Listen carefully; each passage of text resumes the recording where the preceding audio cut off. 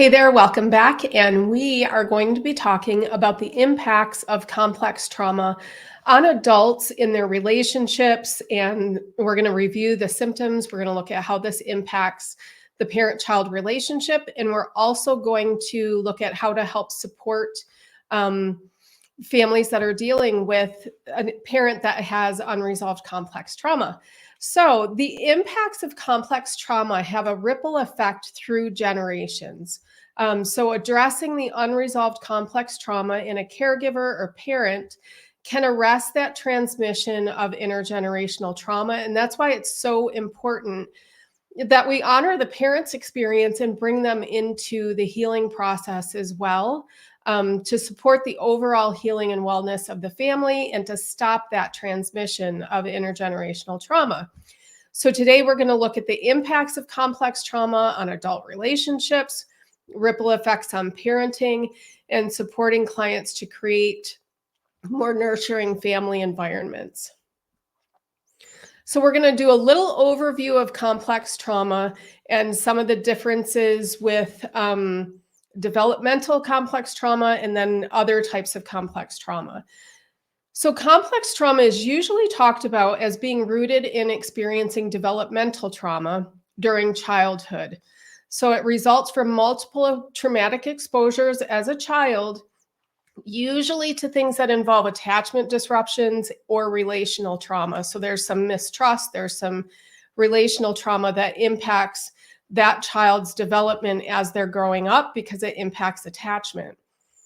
I believe that there is an exception to the complex developmental trauma. I believe people can have complex trauma when they haven't had developmental trauma as a child, but they've worked as first responders, police, paramedics, fire, that have been exposed routinely to high level traumas, that they can develop the symptoms similar to complex trauma. But you'll see relational impacts, but they may be much less intense or they may be less extensive. It still impacts their relationships, but it's different than the attachment-based relational trauma that you see in developmental trauma. So the developmental impacts of early childhood trauma and attachment disruptions, or that relational trauma, those are the pathway for complex trauma as an adult when we're looking at the intergenerational trauma spectrum. So this is why it's crucial to understand complex trauma and developmental trauma when we're working with intergenerational trauma therapy. So let's look at complex trauma and adult relationships. I'm going to do a quick review of complex trauma.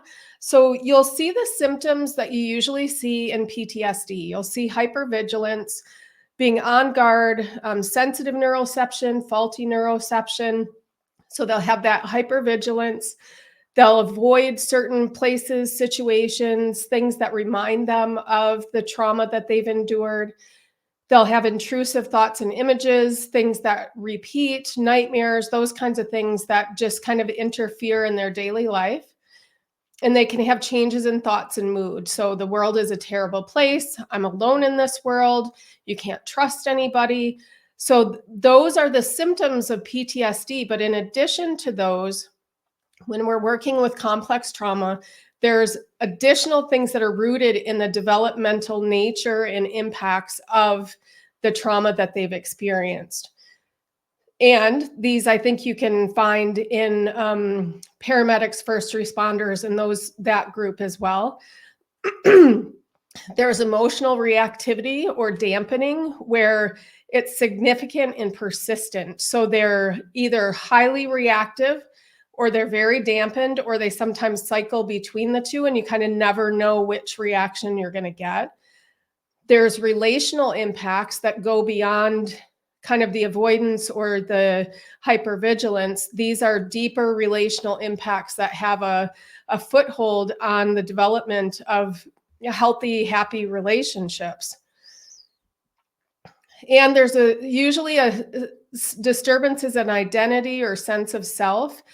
This is related to dissociation because when you've experienced relational trauma developmentally and move into that complex trauma as an adult, There's a lot of dissociation to deal with the level of trauma that you've had. Same thing with first responders.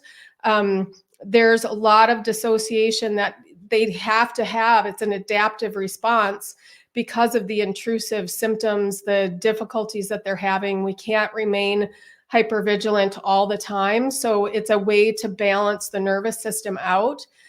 But it has impacts on the person's development of identity and knowing who they are, knowing what they need, setting boundaries, all of those kinds of things that are crucial in relationships. So now we're going to look more at the impact on relationships, intimacy, and trust issues. So complex trauma really has significant impacts on adult relationships. It impacts intimacy, it impacts trust, and it leads to difficulties in the parent-child relationship if it's unresolved as well. There's 10 important impacts that they're almost like a chain reaction and they almost build on each other. So we're going to kind of go through those and see just the depth of how this impacts people in their relationships.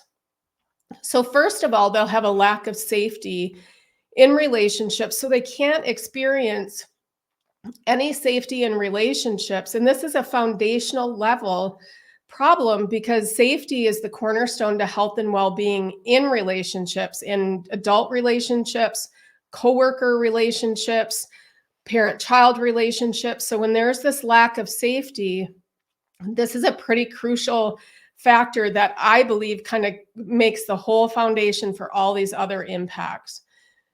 So they also have constant hyperarousal and hypervigilance in the context of relationships. So they're excessively sensitive to threat and may have faulty neuroception. So they may react quicker, stronger, and may react in situations where there really wasn't danger present. That's that faulty neuroception. There's also trust issues. So past betrayals that they've experienced interfere in their current relationships. That hypervigilance causes them to not trust, and then they look for things that support that. You can't trust anybody. You're in this world alone. And sometimes they find it. Sometimes it's faulty, but it has a huge impact in their relationships because they have that interpersonal hypervigilance for betrayal.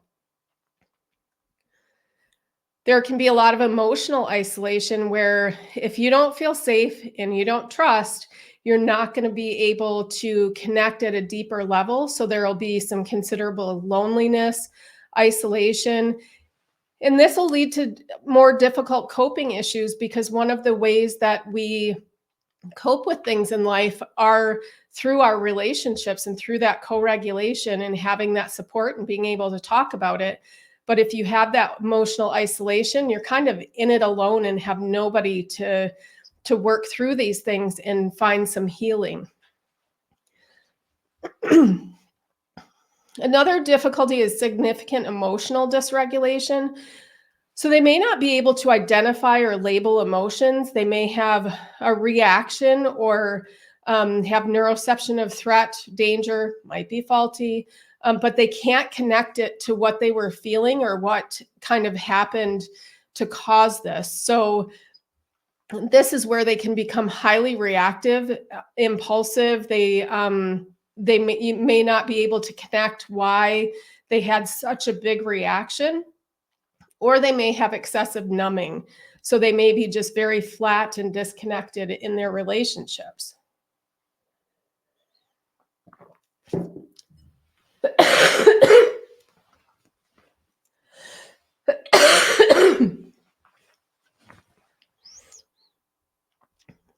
Okay. So there can also be a pattern of being highly reactive and excessive numbing that kind of cycles and causes a circular pattern of reactivity and numbing, which becomes very unpredictable for the people in their life.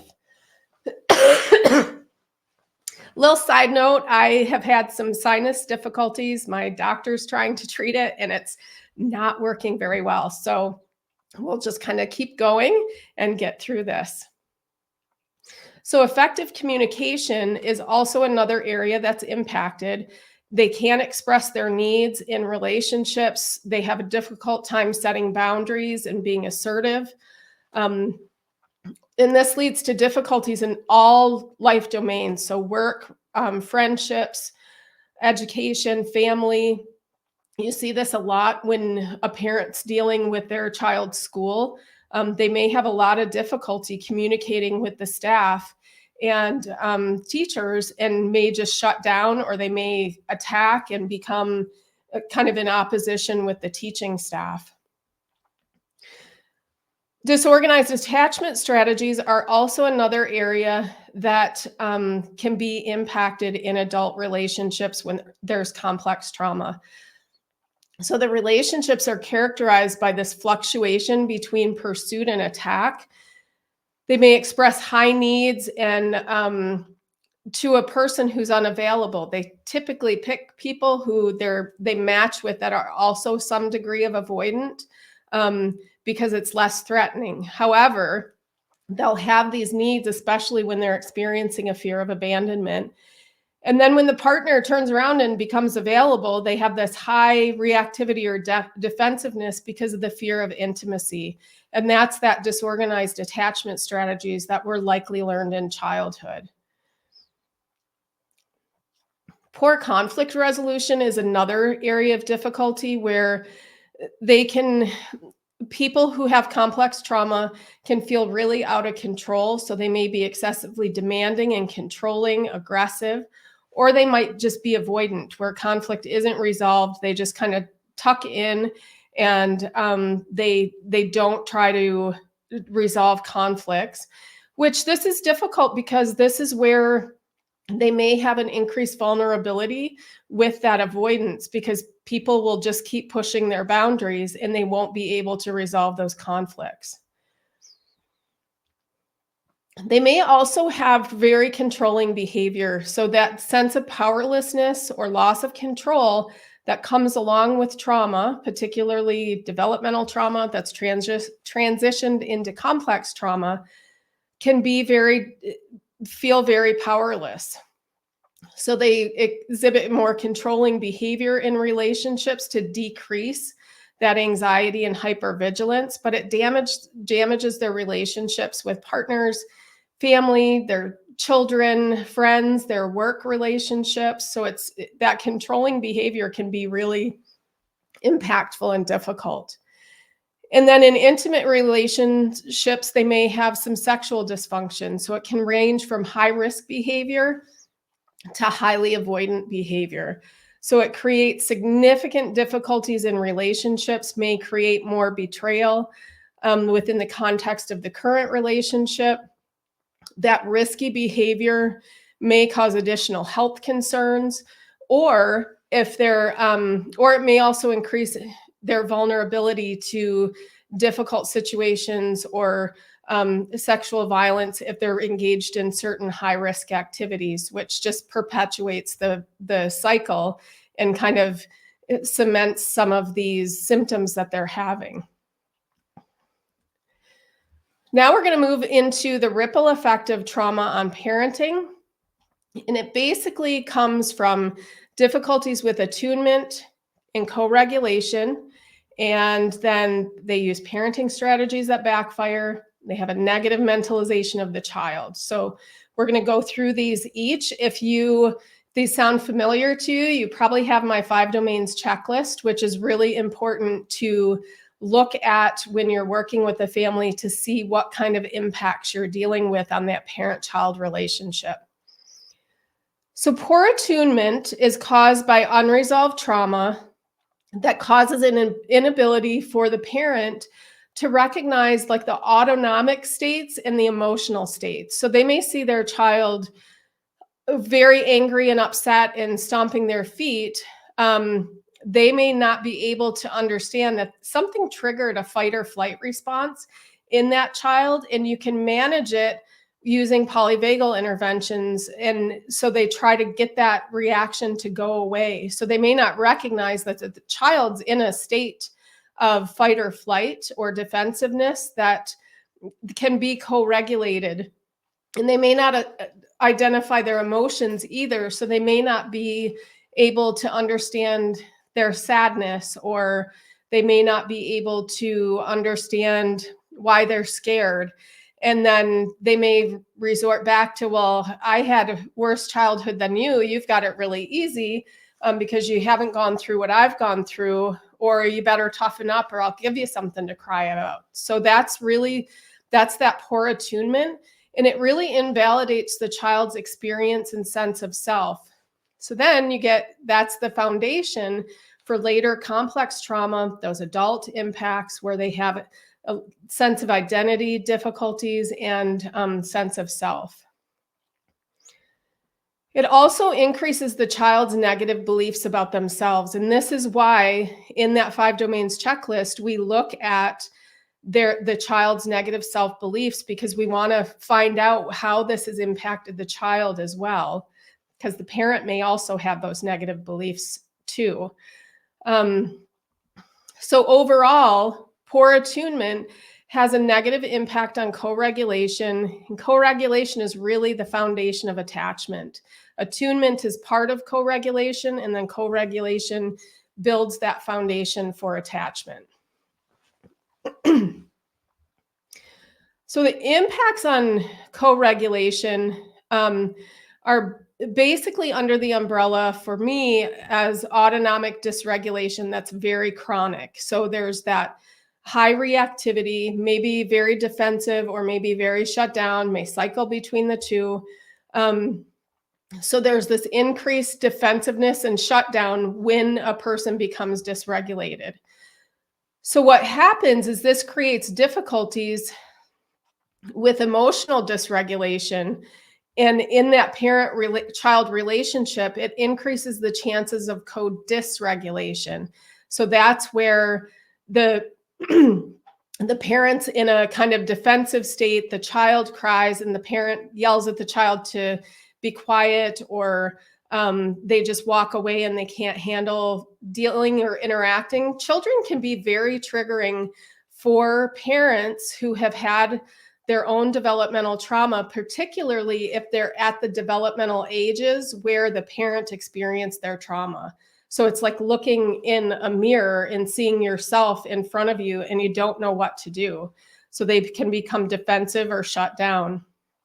So this impacts the parent-child relationship because of that excessive reactivity or emotional numbing, along with that lack of attunement. So you'll see increased risk for abuse or harsh punishment. You'll get corporal strategies of punishment and spanking with objects.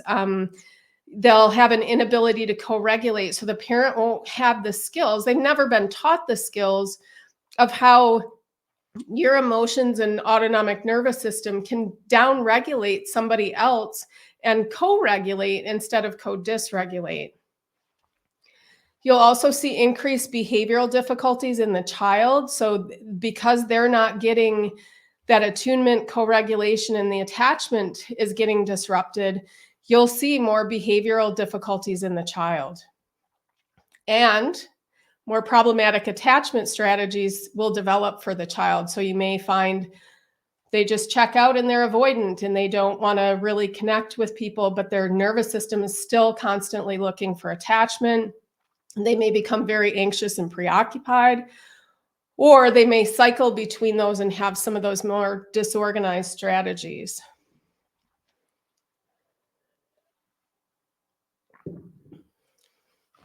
And we have to talk about the parenting strategies that backfire. And this is because there's an increased use of harsh punishment and there's that higher risk of abuse.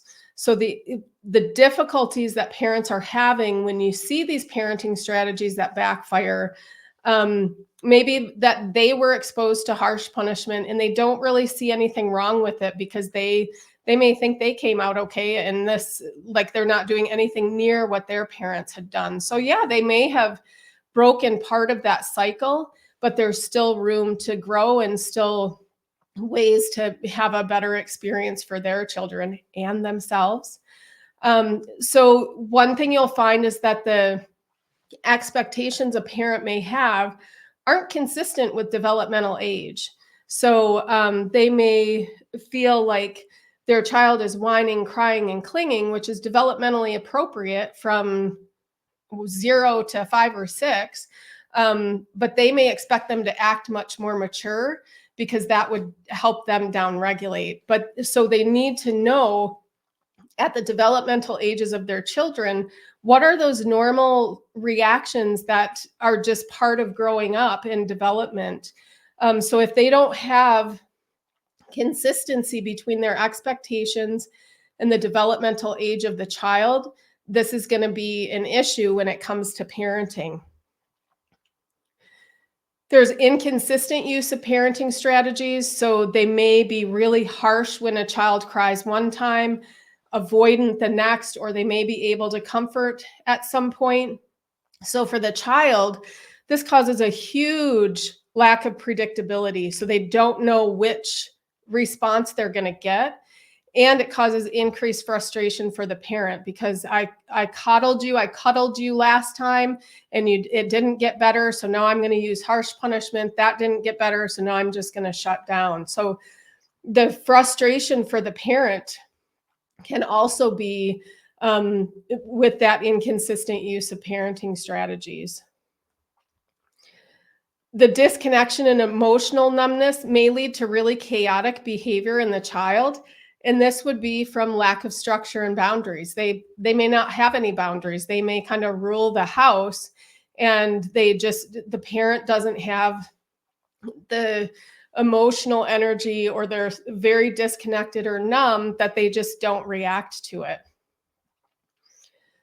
With the negative mentalization of the child, this is the parent's understanding of their child's behavior, and it can be inaccurate and or detrimental. So this is where they attribute the child's behavior to being intentional or willful. So it's done on purpose. They're trying to make me crazy. They're doing this just to get a rise out of me. They're doing it for revenge. And that creates a power struggle and more difficulties in the parent-child relationship, increases stress in the relationship due to this misattunement and difficulties with co-regulation. So it escalates those parenting strategies that backfire. So if you don't have that 5 domains checklist, you can get it at 5domainschecklist.com. And it's really a good foundation for kind of teasing out what you're seeing in cases with clients. So how do we support clients to develop nurturing family environments amidst all this trauma? So there can be huge challenges in creating and maintaining a supportive family environment when that complex trauma is present, because of those huge impacts on relationships and parenting. So in the Courageous Way Intergenerational Trauma Program, the way that we have this set up, it's a 3-phase intervention. So the first phase is about safety and stabilization. So we want to increase the parent's capacity to understand the child's behavior under trauma-formed, developmental, and polyvagal-informed perspective. And we want to increase the capacity for the parent to co-regulate the child's reactive or shutdown behaviors. And we want to start really building better attachment between the parent and child. So this is in phase 1 of the Intergenerational Trauma Program. And when I talk about calming the family nervous system, this is what I mean. And it may not be fully regulated. There's a little controversy around the term calm because calm is not always regulated, but we want to take the heat or the cold out of the system. We want to cool it off for families that are overreactive, or warm it up for families that are quite shut down. That's the first step in the foundation of starting to treat the whole family system. Phase 2, we look at resolution and integration, which begins to address the impacts of intergenerational trauma by reducing the parent's reactivity to the child's behavior, building further understanding of child development and effective therapeutic parenting strategies. And so this is in the Intergenerational Trauma Program. This is both phases 2 and 3. Phase 2 addresses the parent's unresolved complex trauma, and phase 3 addresses the child and teen trauma. And phase 3, when you're working with the child or teen, depending on how you develop the structure of your intervention, phase 3 is building that family resilience. So it's increasing family resilience with parent-child interventions and strengthening the parent-child bond. It's integrating intergenerational resilience from previous generations, and creating a narrative and understanding of the family that's in a more healthy, attached, attuned, co-regulated way. So this is also in phase 3, and it can be done while the child or teen is in therapy for their trauma, or it can be done after you address the parents and the child's trauma. All depends on how your cases need to have that laid out. So the best place to start, if you don't have that 5 domains checklist, is to get that and learn those things that you're going to see in those 5 domains. When working with intergenerational trauma, this will prick your ears up that, ooh, this is probably needing a different type of intervention. So that can be found at 5domainschecklist.com. If you'd like more information on the Courageous Way Intergenerational Trauma Program, you can go to apply.barbarawoodsphd.com, and I can kind of start a conversation with you. There's a little survey to make sure, because we're dealing with pretty complex issues and difficulties, we have to have therapists that are at the stage where they can deliver this. So there's some questions, and then it'll take you to a little messenger chat with me. So I'd love to talk to you about it if you are interested.